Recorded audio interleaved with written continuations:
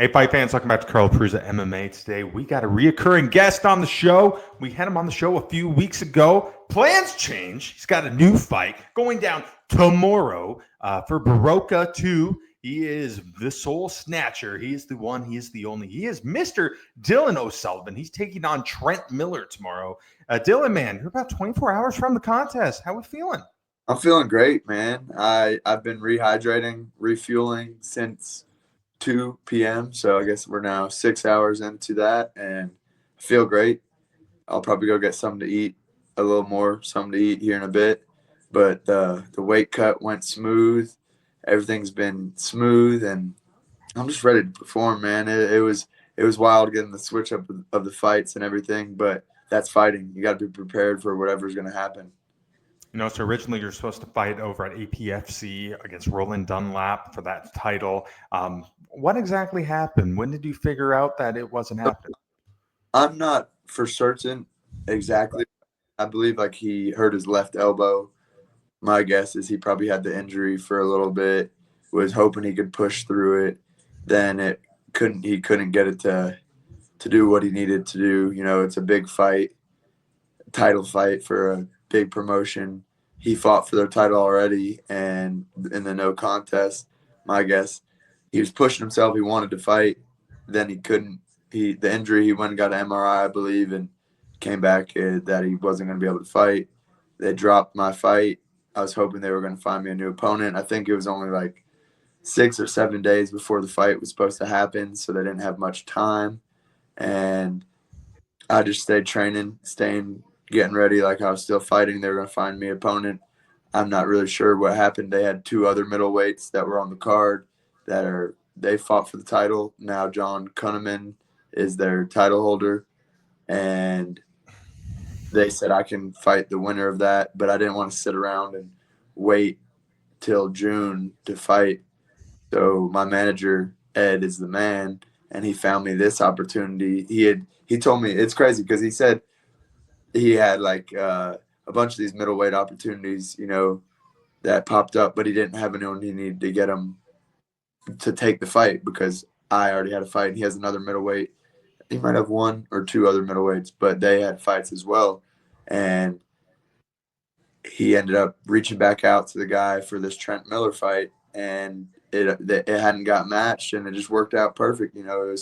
I was getting ready for that fight March 23rd, and this is March 28th.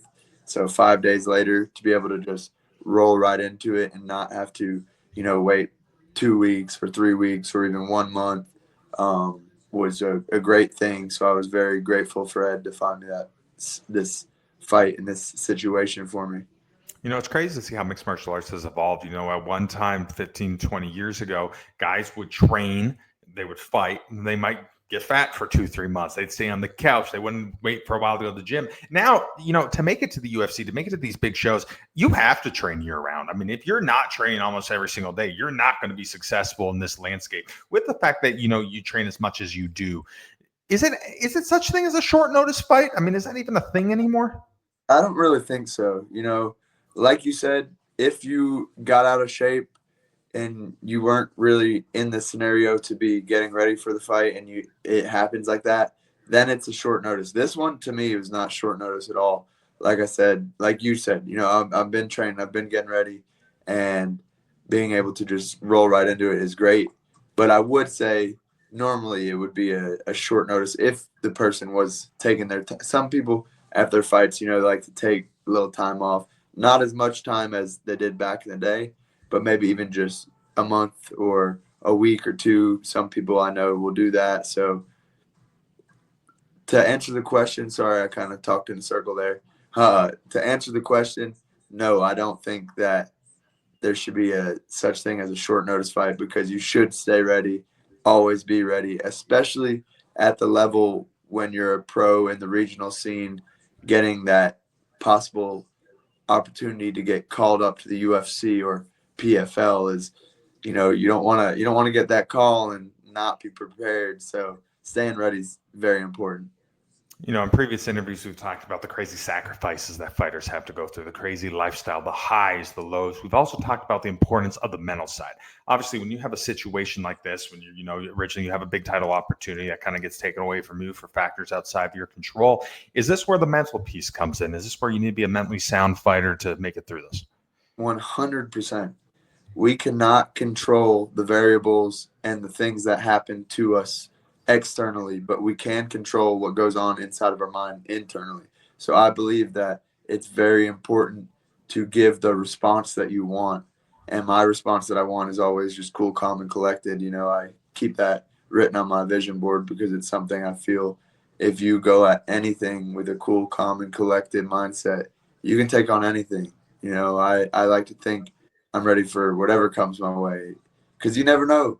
You never know what's going to happen, and we've went into those conversations of you don't know if you're going to get a flat tire on the way to the fight. Are you going to let that be energy that pulls you back, or are you going to let that be energy that pushes you forward to propel you towards where you want to go? You know, when you see some champions, like some of the biggest names of the sport, one thing that I think you see in all of them is the confidence. You see that mentality. You see, they don't break under pressure. They're very calm individuals. At what point in your career did you really start adapting that mindset? I would say when I had knee surgery. When I had knee surgery, it was a big, that's I was 27 years old, 28 years old, 27 years old, and hadn't, I was 5-0, hadn't made really a whole lot of money from fighting at that point, and I have a very big knee surgery pop up. So it's like very easy that I could have taken that as a way, oh, okay, I need to maybe not do this fighting stuff and go do something else. But no, because fighting is my passion and it's something that I hold at my heart. And I've always told myself I'm going to be a world champion. So I will never give up until I know that I've turned over every stone and done everything I can to go forward. So I would say after my knee surgery, I really tapped into the mental game a lot more. So tomorrow you're fighting for a promotion, Boroka, only their second show. You know, the first one you're talking about how Sean Shelby was there and Floyd Mayweather was there. Is it pretty cool, to get into a promotion like this, kind of in the beginning?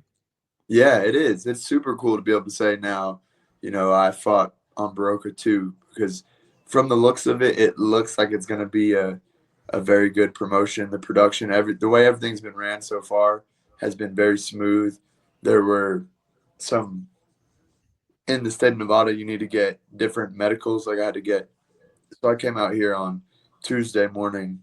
I left my house at like 3 a.m., flew all the way out here, got picked up by my manager. We went to an eye exam, which is pretty normal in all states, dilated eye exam. But then I had to get a brain MRI and MRA, which I had never done.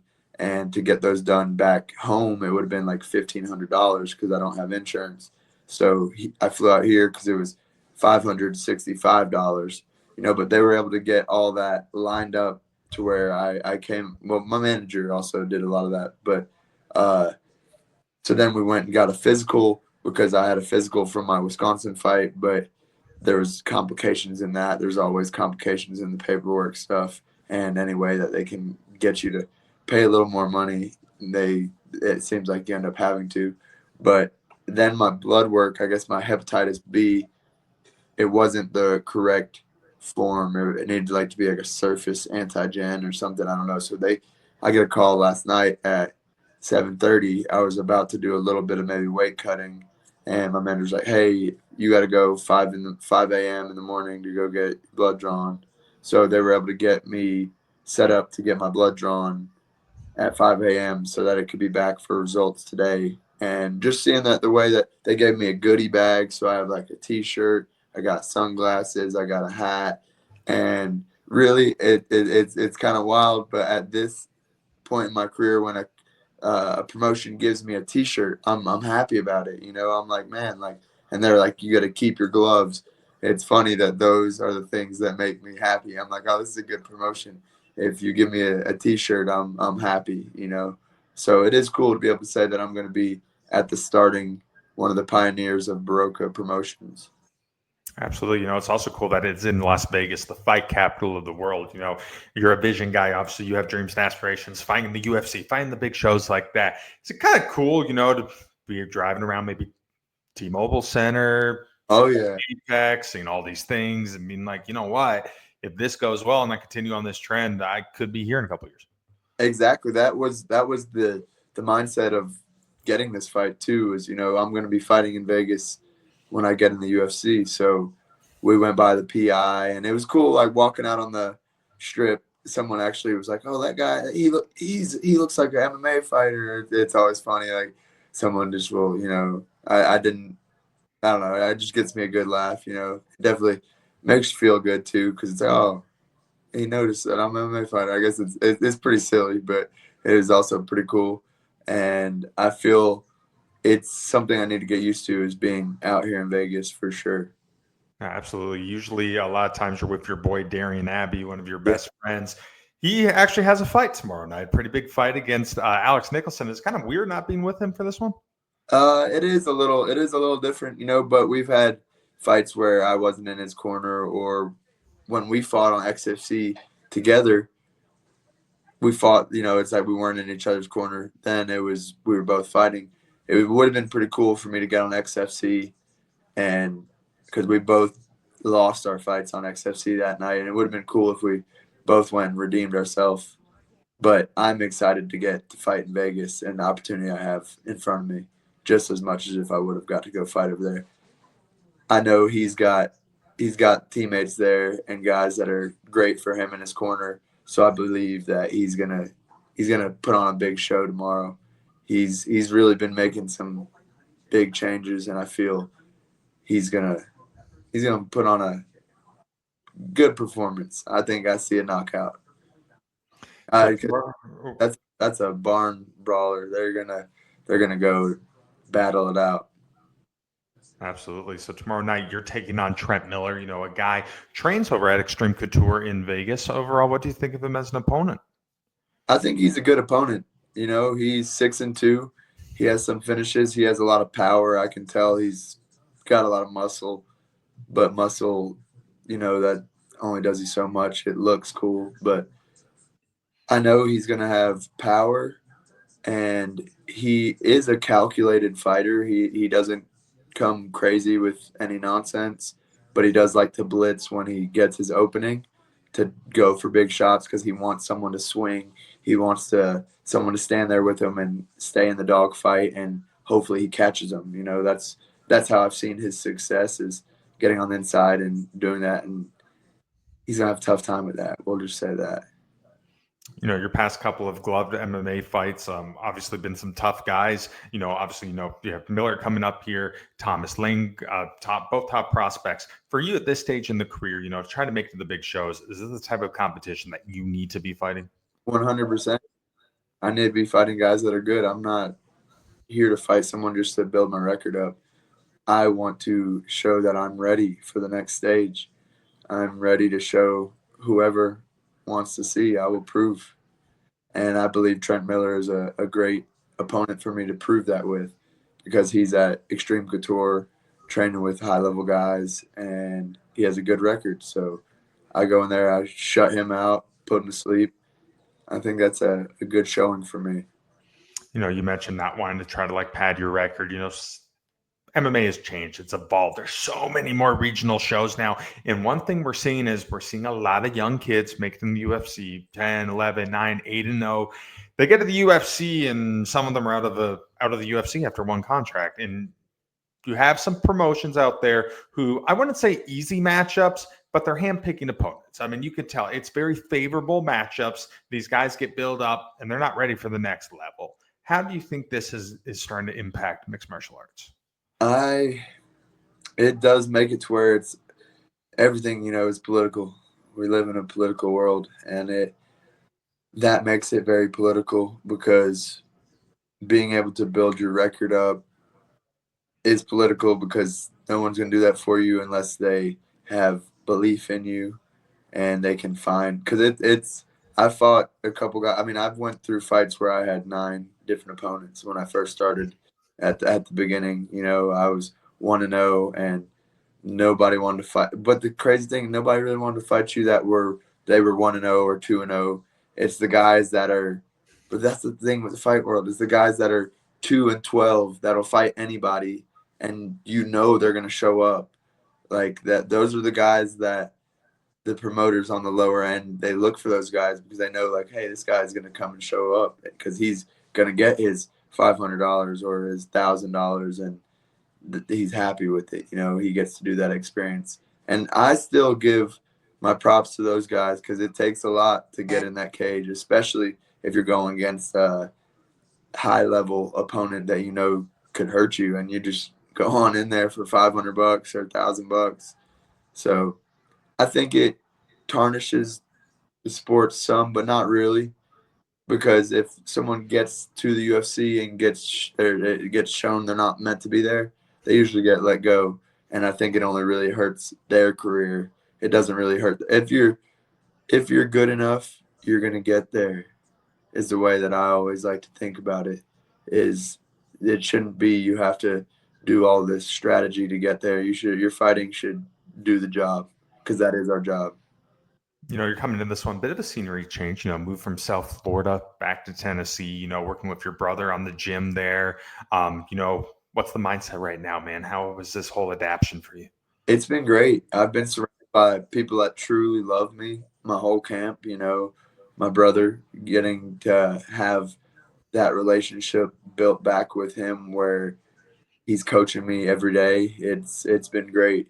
He really cares about my development, like my development as a fighter, and making sure I'm doing the right things in my training.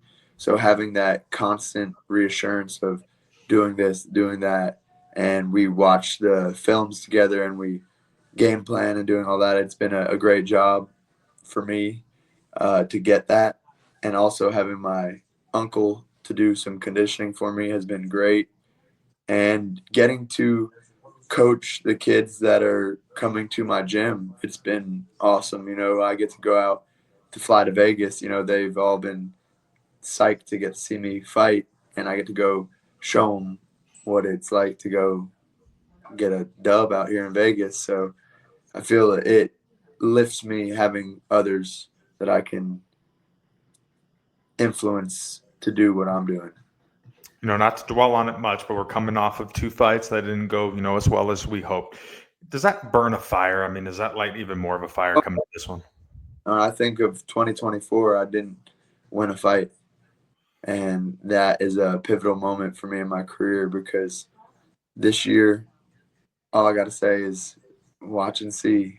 I am going to do the complete opposite. So, the plan is to continue moving forward and not let any of that knock me off the rails.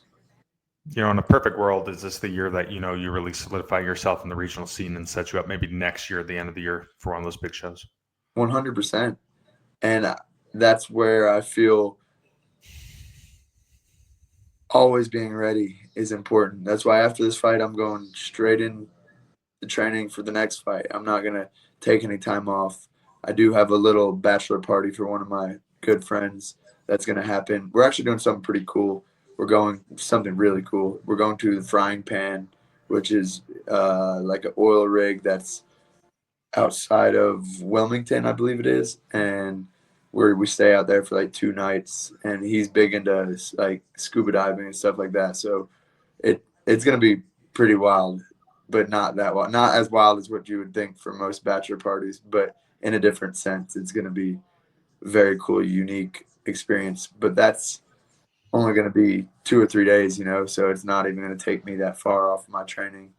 And I'm ready this year, next year, whenever the time comes to put a stamp on it and get in the UFC, get in PFL. I would go to PFL as well, especially now that they put the middleweight tournament in there. I like that as well. It's interesting. Every fighter has different routines. They have a different psychology.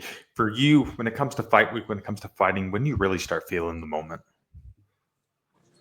When you so if I'm fighting somewhere not at home, it's when I leave, when I go travel to actually go on the mission. Like Tuesday, we woke up 3 a.m., drove to Asheville, flew here, and when I got out of my camper and I got in the car to go pick up my brother, I'm like, all right, we're going, and that's when it really like kicks in. But really, also, it always depends because there's the different stages to that for sure. Because it's like when you get the fight poster put out, that's like, oh man, this is how. But it's like it could be 6 weeks or 8 weeks before the fight, and so you have a sense of that. But I feel like when you really go to the fight, that's when it all starts to really kick in. And then for me, after weigh-ins, it really is like, all right, yeah, this is really happening. Let's go. It's kind of crazy to think, you're 5-1 as a mixed martial artist.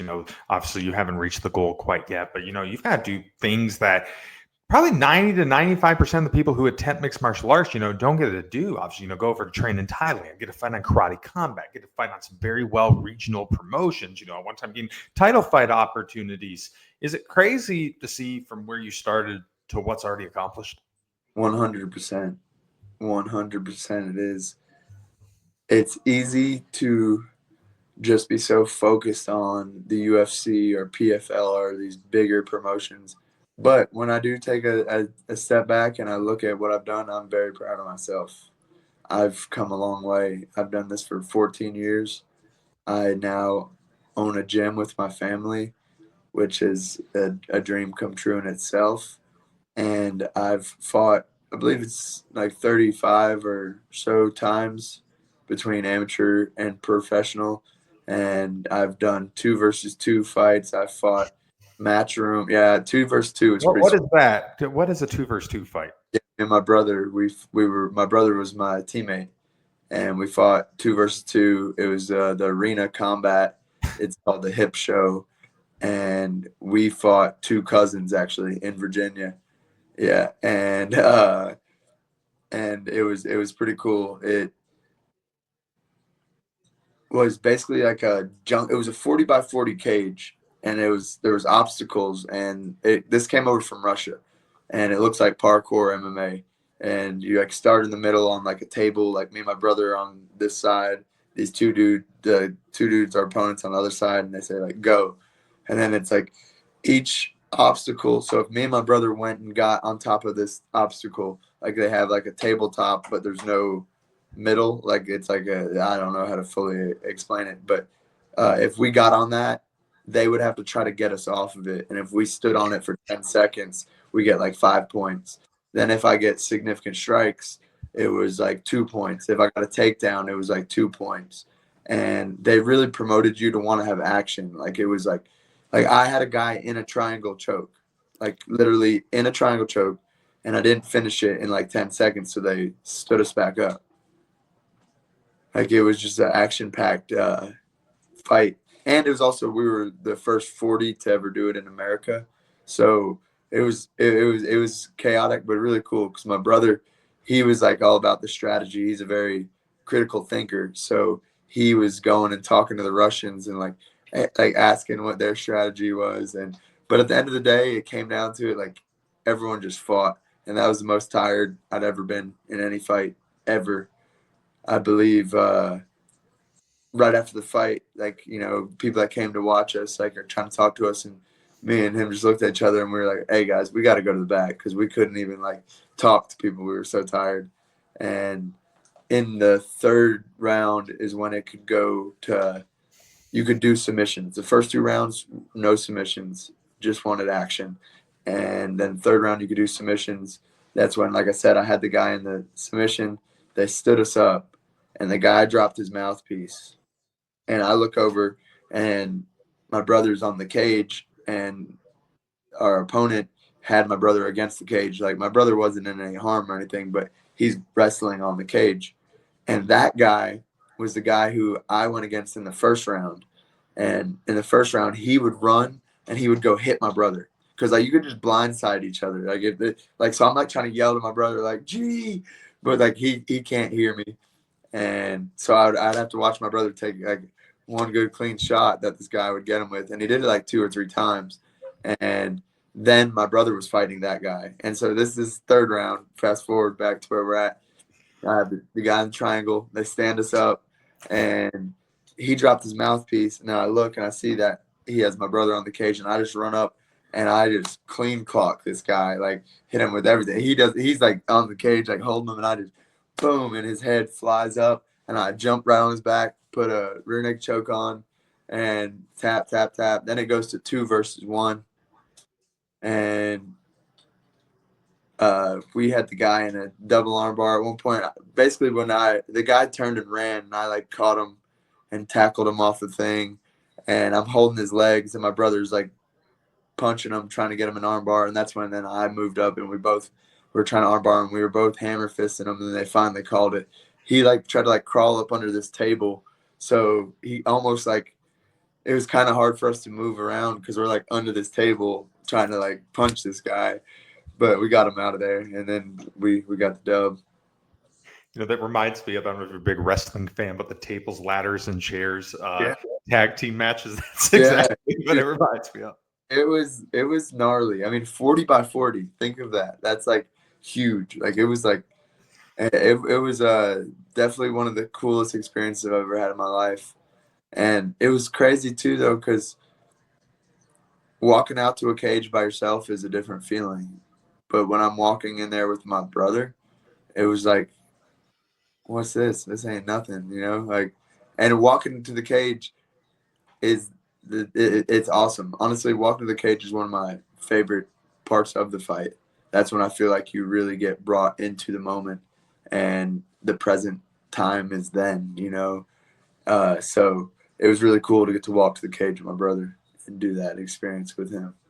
Absolutely. Before we wrap up here, one thing I love asking you, what has mixed martial arts taught you, man? How have you grown as a person from this journey? Mixed martial arts has taught me a lot.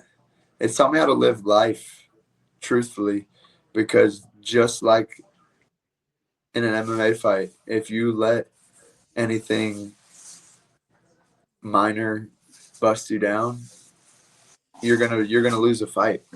And same within life. If you let minor little things like getting a flat tire, like having to get up at 5 a.m. this morning before I cut weight to go get blood test exam at 5 a.m. Like if you let those little things eat you up, you're gonna have a terrible life. You're gonna have a terrible time.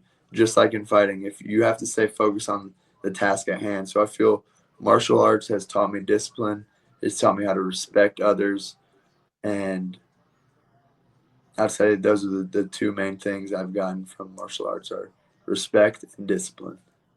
Absolutely. All right, buddy. Last question for you. In a perfect world, what is the outcome tomorrow night when you fight for Boroka against Trent Miller? In a perfect world, it'd be a 10-second knockout. But the world's not perfect, so even a first-round knockout would be tremendous. I'm going to get a finish. And in a perfect world, that 2,500 performance bonus is coming home with me. Back Tennessee, baby. Let's go. Absolutely. Well, hey, Dylan, man, always appreciate catching up with you. Excited to watch you tomorrow night, and I wish you nothing but the best, brother. Thank you. Peace out. Much love, man. Absolutely. That's it for us tonight. I'm Carl Prusa. He's the Soul Snatcher. You watch him tomorrow night. Boroka 2 taking on Trent Miller. Have a good night, fight fans.